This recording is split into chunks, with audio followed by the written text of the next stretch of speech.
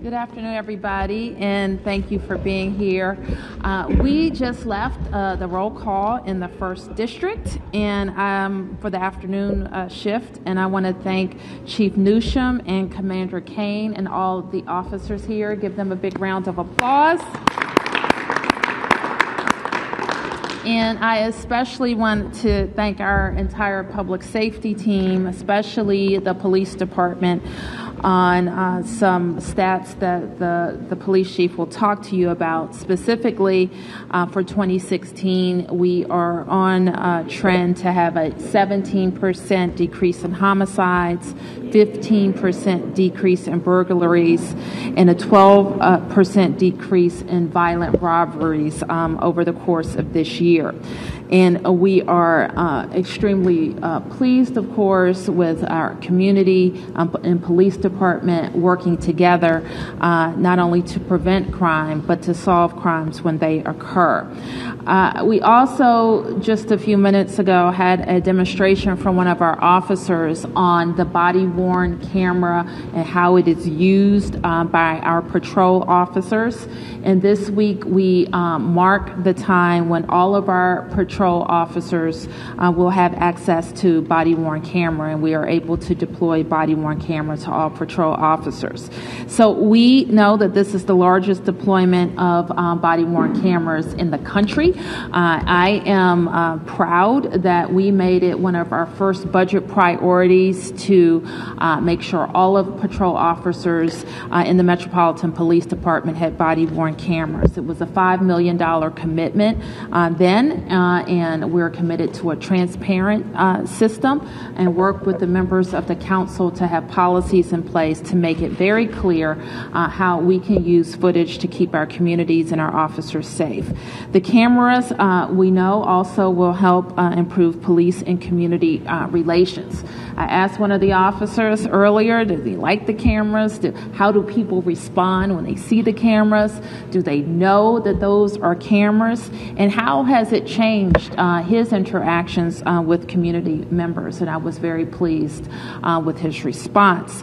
I also asked him about the order that the chief made to help make sure that our officers are adjusting to this new tool, to this new technology. You will recall that the chief of police ordered our officers to confirm that they had engaged their body-worn cameras when they were responding to a dispatch from our call center. And the officer also told me that he found that to be very helpful and that the officers were adjusting well to that. So let me just give you a couple of data points that the number, and somebody correct me if any of these numbers are wrong, but we are deploying 2,427 cameras to patrol services and selected specialty units. They're also being used at the MPD Training Academy, which was part of the chief's updated guidance to the force, and over 100 will be assigned to specialty units. Those are non-patrol officers.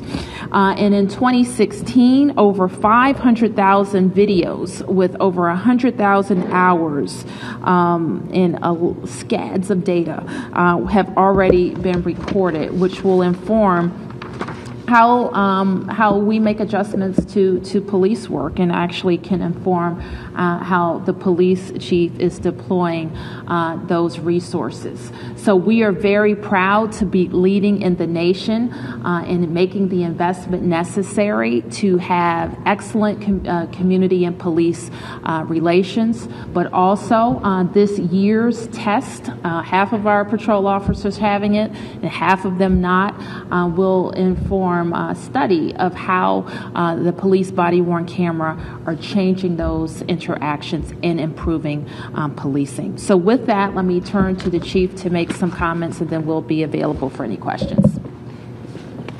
Okay, thank you. And I first of all, I want to thank the mayor for coming out and thanking our officers for the work that they've done this entire year to reduce crime. Today is particularly telling of a police officer's duties when you go out there and you feel the temperatures that everyone feels out there. It's bitterly cold, and it's coming off of some relatively warm weather.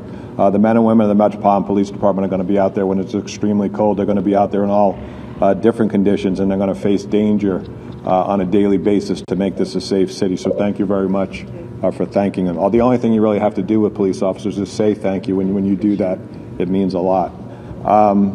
This is really significant for the Metropolitan Police Department to have the largest rollout of body-worn cameras in the country. When we spoke to the vendor, they indicated to us that we do have the biggest outlay of cameras. As the mayor mentioned, it will be as many as 2,600 cameras. That doubles the size of the number of cameras that we had out there. We pride ourselves to being an inclusive and open policing organization. We're always looking for ways to improve our legitimacy in the community, and I think the rollout of these cameras does improve our legitimacy. It's something the community has asked for, and our study that we're doing is one of the most comprehensive studies that's been done in the country, which will really bear out the effectiveness of these cameras for not only for us, but for other law enforcement agencies. Hats off to the men and women of the Metropolitan Police Department. Matt Mall, who's the chairman of the DC Police Union, has joined us here today. Our officers have embraced this technology. They want people to see what they do on a daily basis, and not every police organization can say that about their police officers and their police union. So thanks to our officers for that. This has been a huge undertaking. I can tell you in a 30-day period, we get as many as 54,000 videos, and this was only with half of the rollout, and over 10,000 hours worth of footage recorded on our body-worn cameras. So thank you. I can give you actually the total number since we rolled out the program. The total number of videos is over 500,000 with more than 113,000 hours of data. So it's an extremely comprehensive program. As the mayor has indicated, we're going to ensure as we roll out this new technology that our officers are turning on the body-worn cameras when they need to. And we're very, very pleased and proud to have this announcement here today. Thank you. And let me also thank the Deputy Mayor for Public Safety, Kevin Donahue, and the gentleman next to Kevin represent CACs, and the Ward 5 CAC, the Ward 4 CAC, and so I want to thank them. And the CAC is the Citizen Advisory Councils, and there's one in each of the districts, and you have one for the chief as well. So yes. Thank you. We'll take some questions for MPD. Pete? Yes. The 100 cameras that aren't going to patrol officers, what specialized units are going to get? We have a number of cameras over at the training division. That's for our scenario-based training. I've talked about this before. The scenario-based training is to put our officers in different crime-related scenarios where they would be responding to a call to ensure that they're activating the cameras. So and we also have them in other areas of the police department. With after the Sterling shooting, you instituted that change with dispatch, telling officers. Have you done any sort of spot checks? How are you monitoring to ensure that this new order is being followed as it's supposed to? Yeah, we do. You know, there's two different scenarios in which an officer is required to turn on their camera. It's when they're dispatched to the scene, and I think we've been able to correct that, getting OUC and the dispatchers involved. So the OUC dispatchers will actually ask our officers when they respond to a call whether or not they have their camera activated, and the officer is required to reply. And when the mayor was talking to the officer upstairs, he said that was very helpful with the new technology. The second scenario is a self-initiated call. Our officers drive down the street every single day, and they may see something that they have to respond to, and it would require, before they get out and respond, that they turn the camera on. That's a little bit more difficult, and that's why we have the scenario-based training. So can I say 100% certainty that they will be on all the time with this very new rollout of new technology? Probably not. But we're going to do everything that we can. And what we do now is we do look back at the calls for service where the camera is required to be activated to make sure the officers are actually doing it. And if they don't, then we take steps to make sure that that doesn't happen again. What sort of punishments? It depends on the circumstances. If somebody intentionally does not turn on their camera, we would consider that a very serious violation. If it was a scenario like I indicated where someone was responding to something and they, just because they're not familiar or they were trying to do the right thing and they didn't turn their camera on, that would be treated very differently. So beyond the training center and the patrol officers, will there be any other units or officers who will have body-worn cameras? Particularly, you'll recall the George family had asked, why the officers who were engaged with their son didn't have cameras. You explained that they were a specialized unit. Did that unit ever? It's not anticipated now that plainclothes units or undercover units will be wearing the body-worn camera. It's an officer safety issue. If you have a person who you have particularized to work in an undercover or plainclothes capacity, one of the things you don't want them to do is you don't want the person that they're dealing with to recognize them as the police immediately. It could put the officer in a very dangerous situation. So there's no plans at this time to do that. It's counterintuitive. Yes, ma'am. And why now are we getting the 2,600 cameras? What's the timing? It was the planning all along. I don't know if you know this or not, but we've actually undergone a 7-month study to compare the 1,300 that we had out there to the 1,300 officers that didn't have the cameras. It's one of the most, like I said earlier, it's one of the most comprehensive studies in the country. What we're trying to determine is the effectiveness of the cameras, whether it has any impact on use of force, whether it has any impact on citizens' complaints, whether it has any impact on officer discretion, and there's a number of other things that we're looking at. When will that study be available?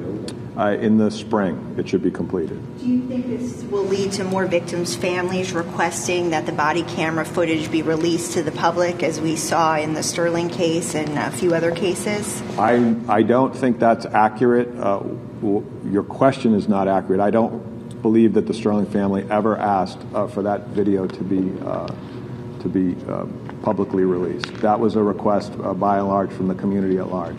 There was great public interest in that particular case, and the mayor made a decision to release that video. Do you think there will be more requests from the community to release body-worn camera footage? I can tell you this, just from the cameras that we have had out there already.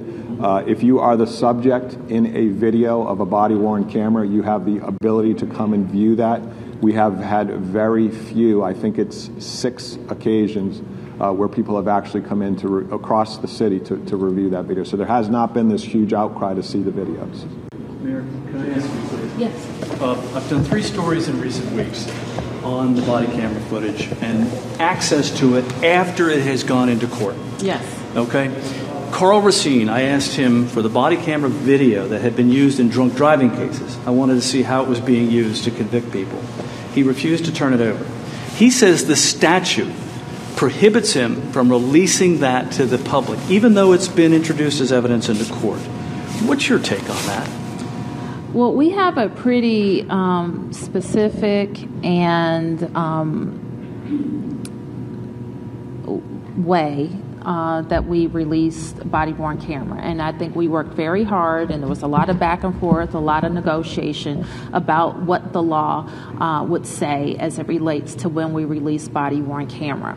So my particular view is that we want the video footage to make it safer in the District of Columbia, for the police to do their work and for communities to have confidence in police actions.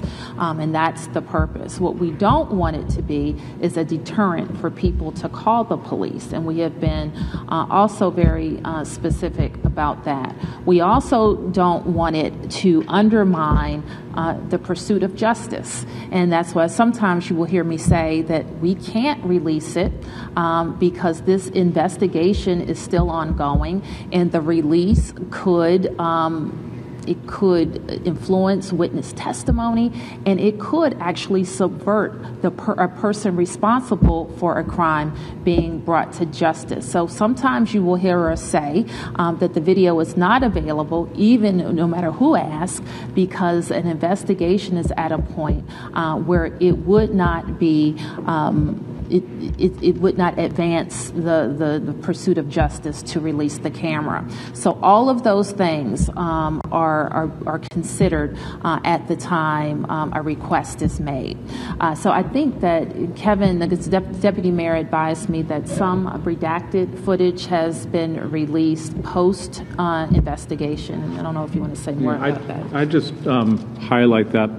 We have one of, if not the most transparent program in the country. When you consider body camera programs of any size.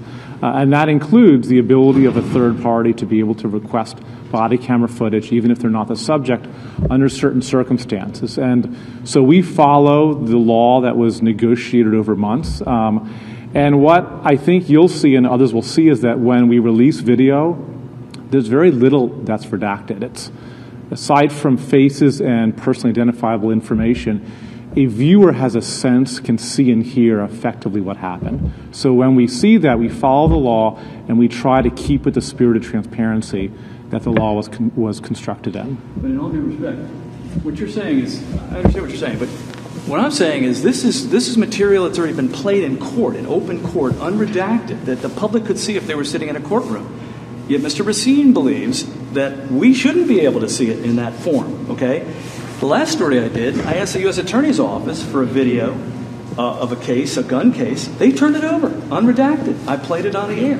How do you balance that? How do you have the U.S. Attorney saying that if it's played in court, it's public? Mr. Racine doesn't believe that. I will leave it to them to reconcile that. What I'll say is that when you send that request to us as a FOIA, our obligation is to process it and get it out to you and to the public with minimal redactions allowed under the law. And that's our obligation, and that's what we're going to focus on.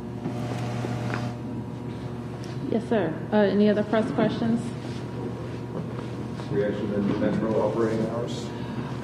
Sorry? Reaction to the new Metro operating hours since they passed this morning? I haven't gotten a full readout of what happened at the board. I think my focus has been on making no permanent changes to the operating hours, and I believe the board agreed to a 2-year change to the operating hours, and we'll work with them. Muriel Bowser, could you give us an update on how the city is preparing for the cold weather? Certainly. So there's been a lot of reporting, and we appreciate that. The more that you can give information to the general public about how to help somebody in need is very helpful to us, and we take those calls very seriously. So your call to 311 identifying a person in a dangerous situation is much appreciated. And let me be clear, if somebody is out and exposed to these elements, no matter if you think they're covered up, no matter if you think they have a tent, no matter if you think they're in a covered, any place that's covered, if they're outside, they are in danger, and we want to bring them in. So our agency, DHS, is primarily, our Department of Human Services is primarily responsible for working with our partners. We have a lot of roving teams and vans that will go out and pick people up. And this is the thing I will say, we had this focus during the blizzard last January, and sometimes neighbors or business owners and people will say, if somebody is out on the street now, they probably don't have the capacity to make a real good decision for themselves. And sometimes we think that, they've been out, we can't get them in, and, forget about it. It's just a waste of time. Well, the fact is, last January when we had the blizzard, I told my team that everybody has to come in. We're going to help everybody come in. And the people that have been the most resistant, our agencies know them, our outreach workers know them, and they said they would never come in. And almost to a person, they came in during that blizzard. And we have similarly cold temperatures this weekend, and that is the type of outreach that we will be doing. And generally, we know where folks are who are resistant to come into shelter. There is shelter space for them. We invest a lot in shelter space, so there is a warm place where they can be. So we just have to help everybody come in. People sleeping on the sidewalk for Star Wars tickets. No comments. Yes. Oh, I'm sorry. We had another. Okay. Go ahead. Chief, I couldn't help but be reminded that we were in the roll call room where you had the dry fire incident this summer. I know the prosecutors decided not to charge. Last update we got, you still had an internal investigation. Can you... The member that was involved in that particular case has since left the police department. I'm sorry? The member that was involved in that case has since left the police department. So there were two. There was a sergeant, and then there was the actual officer who brought in the weapon. Which was the one who left the department? I'm not aware of the disposition with the officer, but I can get back to you with that. So it's the sergeant. The sergeant has left the Who department. is in, and was that a voluntary departure? Yes. Did that person go to another department, do you know? Or I'm pretty sure that she did not. okay, thank you. Martin. Yeah, Chief Martin Moulton, 3rd District CAC. Hey, Martin. Can you tell me, given that we just saw a video during the roll call of a dashboard cam and the effectiveness and usefulness of that, why MPD doesn't also increase that program? Second quick question, do you see a benefit to protected bike lanes when it comes to what your officer, the crashes, traffic crashes your officers have to respond to on the street? The first question, I think that the body-worn camera program that we have is much more comprehensive than any of the dash cameras that we have out there, because now we have all of our officers having all the time. The expense for the body-worn camera program, I think, covers the need for the camera inside of the vehicle. So I think this is actually a better position to be in for an agency for recording interactions with the public. Your second question had to do with bike lanes? Yeah, do you see that, do you get an impression that when we have protected bike lanes on streets that reduces the number of incidents where your officers have to respond to I haven't examined that particular question. I would hope so. The designation of the bike lane makes it more apparent to drivers that there is an area where the bikes need to be, and I know that doesn't always work with a very, very busy city, a lot of bicyclists, a lot of drivers, and I know that we have crashes from time to time, but I haven't looked back at that particular issue. Thank you. No more questions. All right. Thank you, everybody. Thank you.